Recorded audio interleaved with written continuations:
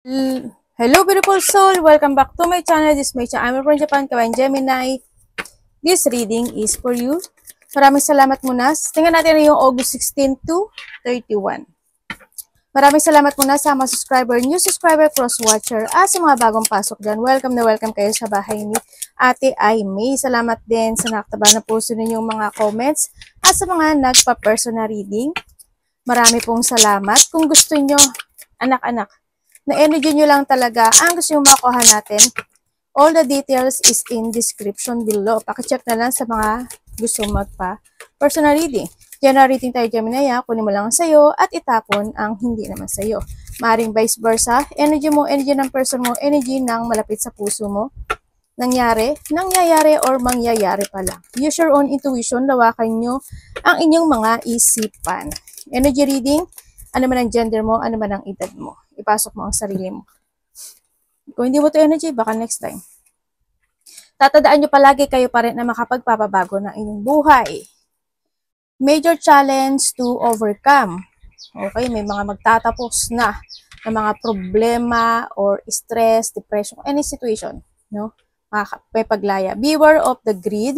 May mga tao or may tao na magiging mga sakim, makasarili, ganyan. Situation, maaring sila yung obstacle mo, no, with the mountain.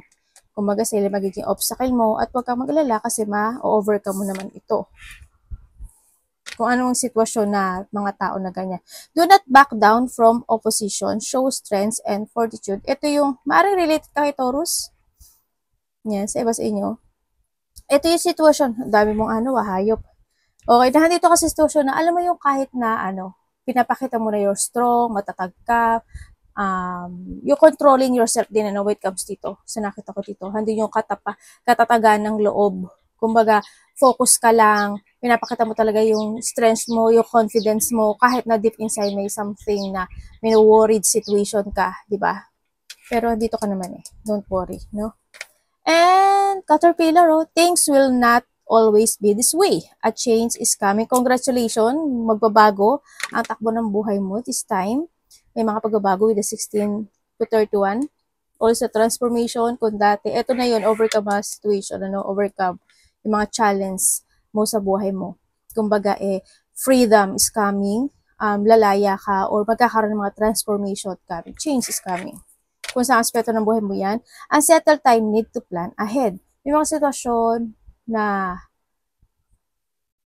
siguro paplanuhin mo, ganyan, or need to plan, no, para mas mag-success yung situation na yun, para mas magkaroon ng transformation of bago nun, para yung challenge na yun is ma-overcome. Any situation, dami mong meron kang ito. Sa inyo, para may mga kinikim-kim kayo, no?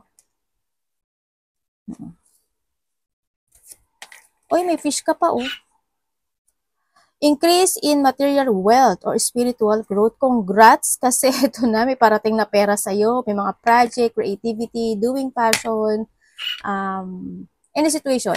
No? Sa iba sa inyo, enlightenment ito or spiritual growth. May mga increase nga. Sa iba, material wealth to. Congratulations sa mga parating sa inyo kasi maganda yung parating. Tingnan natin energy ni Gemini. So, iba sa inyo siguro enlightenment o spiritual growth, mas more ka magiging more on matured or maturity this time. So, nakakita ko parang hindi ka na kasi nito ka kay Bold, parang hindi ka magiging patolero, ganyan. Parang hadot ka lang sa sitwasyon mo na you are focusing to yourself to transform or kumbaga andito yung focus ka to overcome yung mga challenge na mangyayari sa iyo o nagaganap sa iyo. Pero may pagtatapos nandun ka sa sitwasyon. Iba sa inyo meron kayong alagang baboy, fish. Ewan ko kung kangaroo. Baka mahilig ka ng kangaroo or bull. Ano ba yan? Bull yan, di ba? Bull. Di ba? Hindi pa sigurado si ate. Energy ni Gemini. 16 to 31 of August 2025. New Horizon yun okay. Energy mo, smart Energy mo, masaya ka. Energy mo masaya ka, sabi ko nga sa'yo, you always focusing sa mga sitwasyon, hindi ka agad-agad, or you need, hindi yung control. Pero nandito ka kasi sa you are more on controlling yourself, your emotions, yung mga gusto mong sabihin this time, o yung mga opinion mo, handun ka na sa sitwasyon mo, energy mo, handito yung magiging matatag. Handito yung, you always use your, karunungan, kumbaga. No, hindi yung, sabi ko nga sa'yo, you're smart and clever, ganyan. Matalino ka, pinag-iisipan mo na ngayon at pinag-aaralan mo, o natuto ka na, maybe, maaring nahandun ka sa sitwasyon mo na you embodies, ini-embodies mo na yung mga the lesson you learned from the past, maaring ganun. Kaya mas more on smart and controlling ka na this time, becomes emotions. Handun yung, controlling your thinking din, ganyan. Maingat ka sa ngayon sa nakikita ko dito. You always use your wisdom to clarity anything situation. Ginagamit mo talaga yung talino at karunungan mo.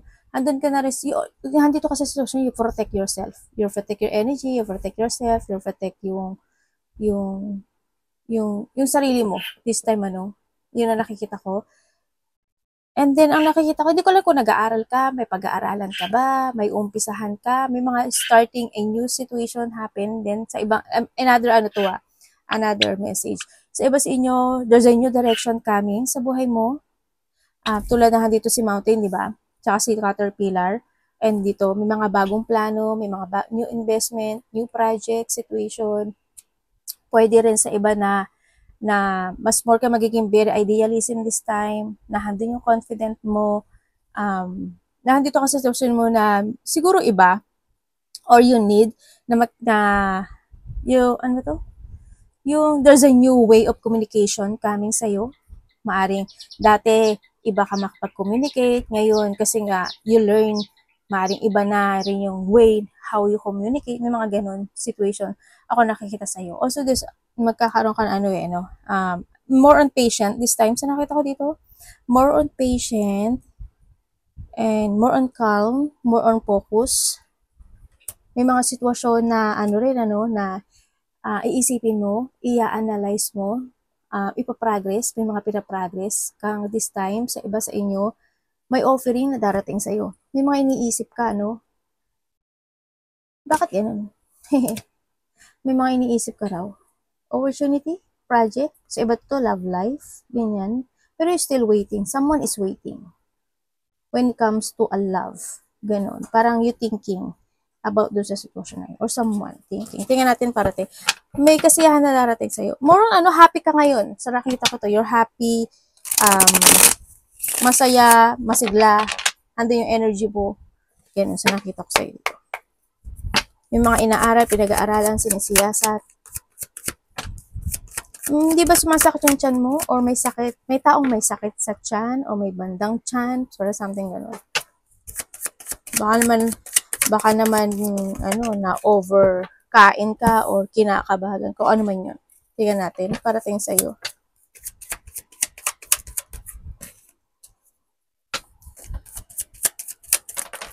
Uy. Galing ng baraha. Gumaganon siya, Sabi niya. Gumanon lang siya. Hindi niya nakita. Hindi ko alam kung nakita siya sa Ganon siya, di ba? Malapak siya. Tapos gumanon pa siya. Ang galing. Gulat ako dun, First time ko na experience yun. Na gumanon yung baraha. Kasi ang haba nung nilakad niya. Okay, so nakita ko sa'yo, parating sa'yo, you will become a center of attention. May mga pupuri, may mga, kasi andito si Devil, syempre, alam mo naman yung mga toxic, may mga toxic situation, toxic person, toxic environment, yan. Sa nakikita ko dito, may mga tao magagalit, maiinis, maiinggit, ganyan, sa nakita ko dito. Pero marami din naman ang susuporta. Kumbaga, you will become a center. Pag-uusapan ka, totally, Dito sa sitwasyon mo, pag-uusapan ka as in. Makakaramdam ka ng you feel stuck, siguro bored sa iba, mga dissatisfaction, yun ang mga parating sa'yo. Siyempre, handun din yung temptation sa iba. Siguro there's a temptation. Pero more on galit or inis, pagka-buisit, mga ganun situation. Kasi may mga rejection situation, may mga dissatisfaction situation. Yun na nakikita ko. Marami kang maloloss of thought. Yung iba, parating, andito ka sa sitwasyon mo na paninindigan. Kumbaga, kahit na anong mangyari in your life, kasi hando si Mountain, tsaka si Caterpillar, kahit na handito sila Pig, at si Bull, diba? Andun ka sa sitwasyon mo na you are keep moving to reach your goal. Kumbaga, may magalit man sa'yo, may inis sa'yo, or wala kang pakialam no? Andun ka sa sitwasyon, wala kang pakialam, bahala sila sa buhay nila, parang nandun ka sa sitwasyon mo. Pero syempre, kahit pa paano natatamaan ka, nasasaktan ka, tao ka rin naman. No, you're still waiting to heal, na may mga heal situation ako nakikita sa'yo, pero by the October, there's coming abundance, prosperity, kasaganaan, magiging maganda by the October ang iyong situation, kung saan aspeto ng buhay mo yan, pwedeng sa trabaho, pwedeng by the career, pwedeng kasi andito rin si Caterpillar, pwedeng as in magiging maganda.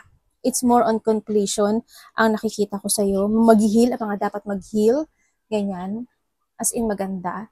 And then parating, yun nga, recognition, ganyan, mga supporters or may mga susuporta sa'yo. Sa iba naman sa inyo, parating challenge may challenge. Actually, challenge ang darating sa'yo. Pero yung challenge sa'yo, hindi ka andito ka sa bull no? Andito ka sa bull. Yung mga challenge sa'yo, yung baliwala sa'yo. Yun ang nakikita ko sa'yo. May tatahakin ka na bagong direksyon sa buhay mo. There's a new opportunity, begin of the cycle situation. Maaring by the October, by the 10 days, 10 weeks, 10 months, or this October coming, may mga ganun sitwasyon. You begin something into your life. Ganyan. You feel relaxed. Sa kada maaaring magbabakasyon ka or magte-take a rest ka or handun yung magiging calm ang lahat sa iba sa inyo. Magkakaroon ng transformation no? Ang nakikita ko sa iba. Yun ang nakita ko para niya sa iyo.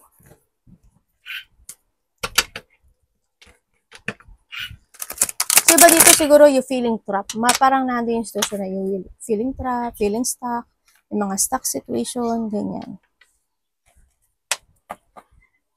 Iba dito siguro mga kayo, networking, YouTube, TikTok, Reels, Facebook, artista, politics, ganyan. Kasi there's a fans, may mga fans, may sikat, o kaya naman nagtatrabaho ka sa maraming tao, yung mataong lugar, pwedeng pabrika, teacher, doktor, mga ganyan.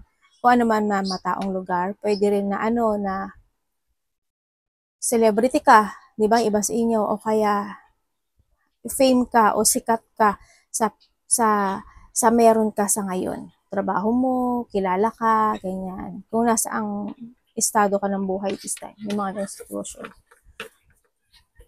May mga well-wisher coming sa'yo, congratulations. Pero andito kasi si Devil no? Huwag mo lang sila pansinin. At huwag ka lang, distract. Huwag ka lang magka-blackies. Kung magandito si Mountain. Focus on your goal. Dapat iwasan ni Gemini. Ay, Devil again, Devil. Mukhang hindi maganda, mo Maraming toxic energy sa paligid mo. Dapat iwasan. Okay. Okay, dapat mong iwasan. Iwasan mo yung yung overthinking, isa yun. Or iwasan mo yung, is not to take care yourself.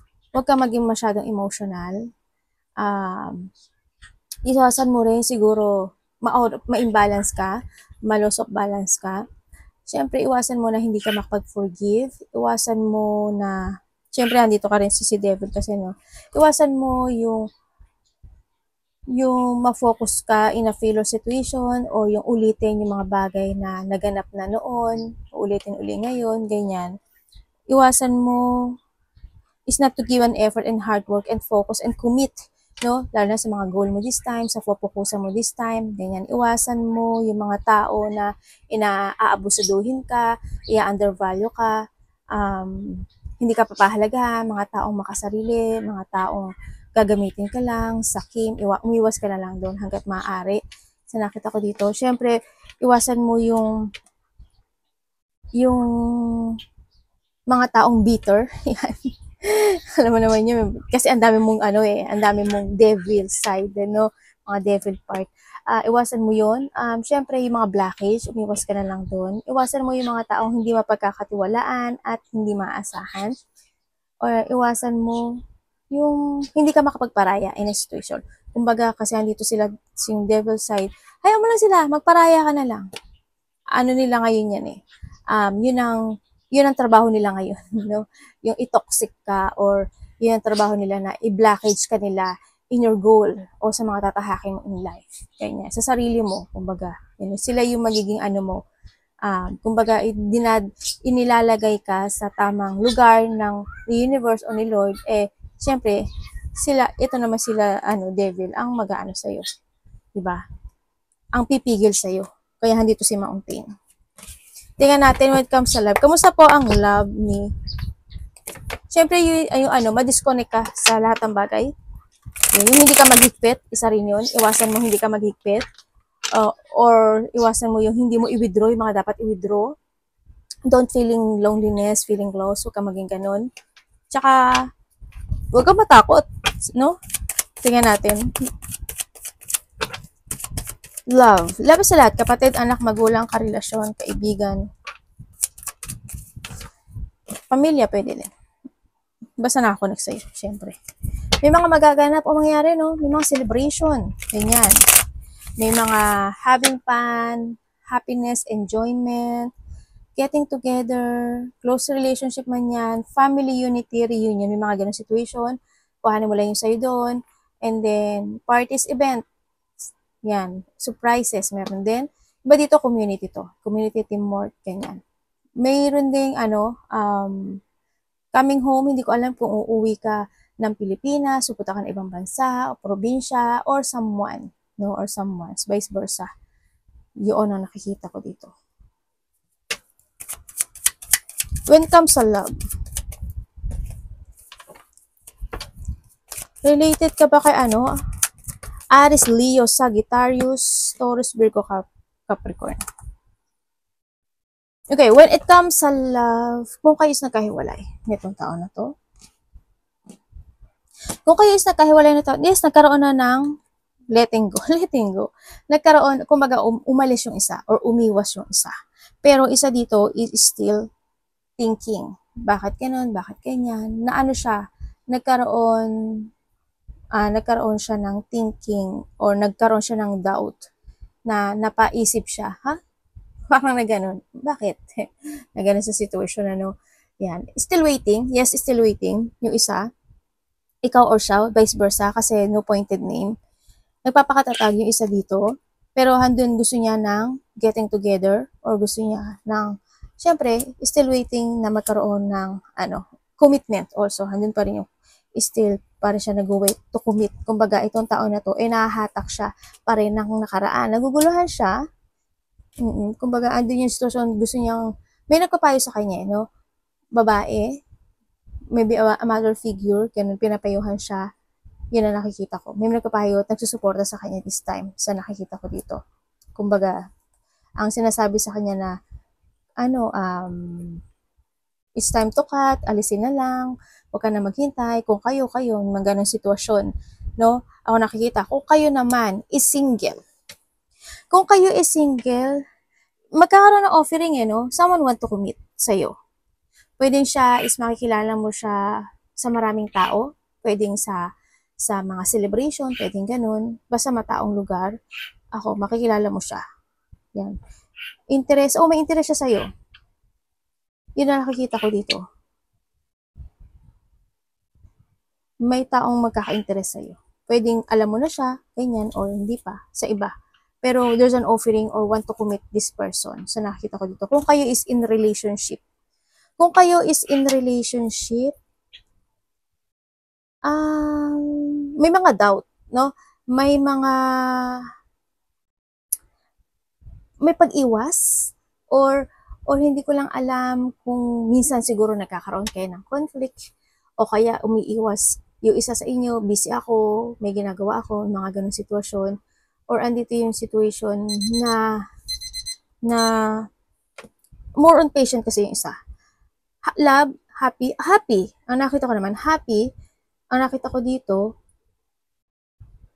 nagkakaroon ng isa sa inyo stuck. Isa sa inyo is, siyempre, hindi maalis sa isang relationship yung magkaroon ka ng dissatisfaction. Di ba? Natural yun eh. Yung magkakaroon ka ng hindi pagkakaintindihan, conflict, malaki o maliit yan. Isa is mataas ang ego. Di ba? Isa sa inyo, ganyan. May mga disagreement situation, nami-misalign itong relationship na to. Minsan, siyempre, nandun sa point na yun. Pero yung isa is still strong, yung kanyang self, yung foundation na to, o yung situation, nagpapakatatag kasi yung isa. Strong lang siya. As long as happy siya. Ganun. Nakikita naman, yes, sa nakikita ko dito. Minsan lang, may mga may mga sitwasyon lang na ganun. No? Ako nakikita. Tingnan natin money mo. Natural yun sa isang relationship. Tingnan natin ang money ni Gemini. Ano kinain mo, anak? Money ni Gemini, show me. Kamusta po?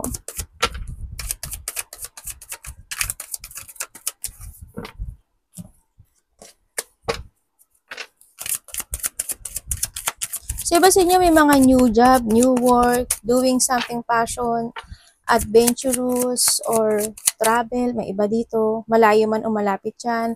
May mga gagawin, no? Iba dito siguro, project, opportunity, creativity. Yan. May mga ganun akong sitwasyon na nakikita. Money.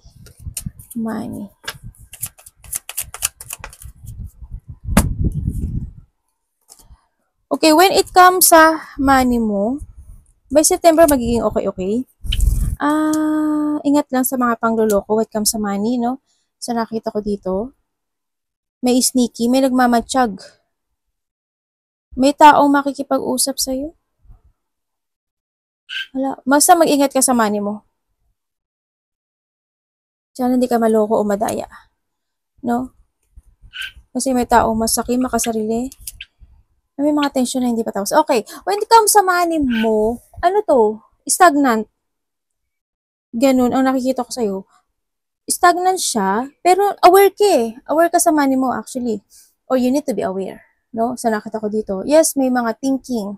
No, siguro may mga problema sa trabaho, problema sa pera, kaya, kumbaga, sa business, kung saan mang aspeto ng buhay mo yan, when it comes sa money related doon, may mga emotional situation or may mga iniisip ka, may mga wino-worrying ka, yun ang nakikita ko dito. Stagnant siya, and then also, sana hindi mo mapabayaan, wala magkaroon ng pagpapabaya, or pwede rin siya na hindi pa talaga this time, kasi by September na kita ko medyo magiging magaang na ang lahat, makakahinga ka na.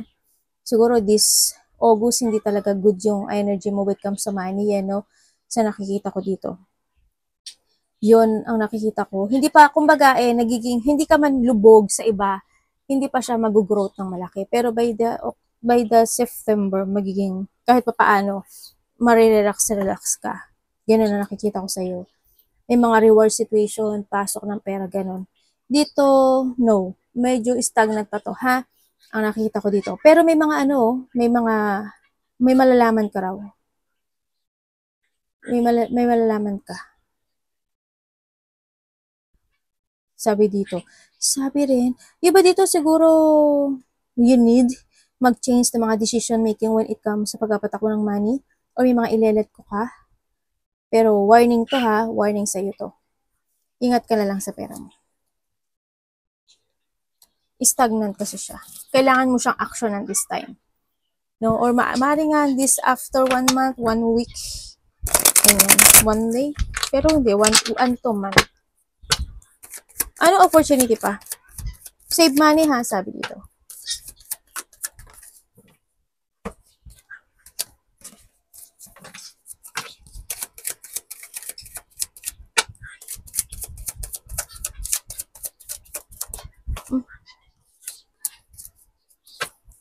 Okay, sa ibang, ano pa, ang nakita ko sa ito, there's a new horizon coming, ano, sa nakikita ko sa dito. Yes, there's a new horizon.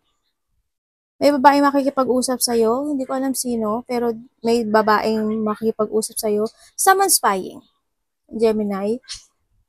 Yung babaeng makikipag-usap, hindi ko alam kung ikaw ang makikipag-usap or siya ang makikipag-usap sa'yo. Pwede kasi vice versa yun. Pero babae siya. And then, someone's mag-apology ka o may mag-apology? Ganun nakikita ko. Spying, yes, meron. Maaring you spying someone or may mga tao o may tao na nag-spy sa'yo, yan nakita ko. May mga lakad, syempre, no? Andito yung sitwasyon ng mga lakad. Dito, magiging patient ka daw more. Yun na nakikita ko. More on patient, may isipin, feeling emotional, may mga lakad. This August, may mga ano no? Lakad-lakad, may mga darating na instant opportunity coming sa'yo. Sa nakita ko dito, pag-uusapan ka, and then, may mga magbibigay ng payo, bibigyan mo ng payo, papasok na pera, opportunity sa'yo. Sa nakikita ko dito, mga tensyon na hindi pa tapos, traveling, meron, ano? Ako nakikita sa'yo.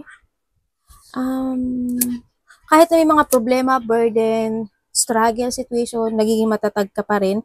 Sa nakikita ko sa'yo dito, may successful situation, may mga new planning, excitement situation, makakaramdam ka ng excitement, ang nakikita ko to, pero makakaramdam ka rin daw ng pain. Ibig sabihin, may mga unexpected, a blow-up emotion coming. Siyempre, pag may negative, may positive. May mga, feeling hopeless, you feeling lost, or there's a loss. Sa iba sa inyo, sa iba naman, maaring depression, ganyan. Sa iba, mga hindi pagkakaintindihan lang, malaki o maliit yung conflict, pwedeng malito ka lang, ganyan. Or mag-iisip ka lang ng mga negativity, pwede rin yun. May mga disappointment, isa yun, tulad ng sabi ko kanina, di ba? May mga intense situations sa iba, and then, sa iba naman, andito ka sa sitwasyon mo kasi natin si Ten of Pentacles, parang nandito ka sa sitwasyon na, na-learn ka for the experience, no? Pwedeng in the past experience, maring natuto ka na, ganun, na nagkakaroon ka na ng balancing, you're enjoying your life this time.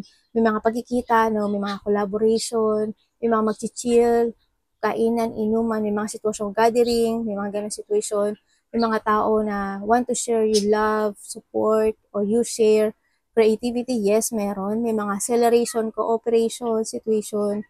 There's a success, victory and success is coming sa'yo.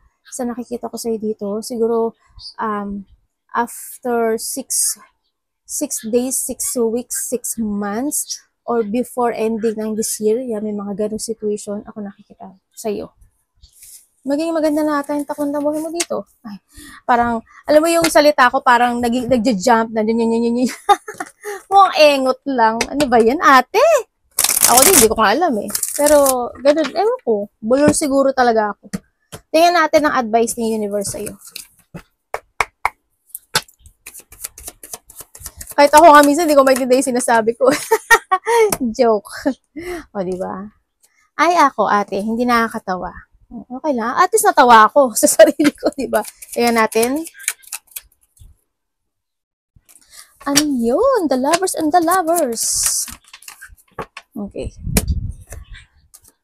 Advice. Iba mo ng message, no? May judgment tayo. Okay.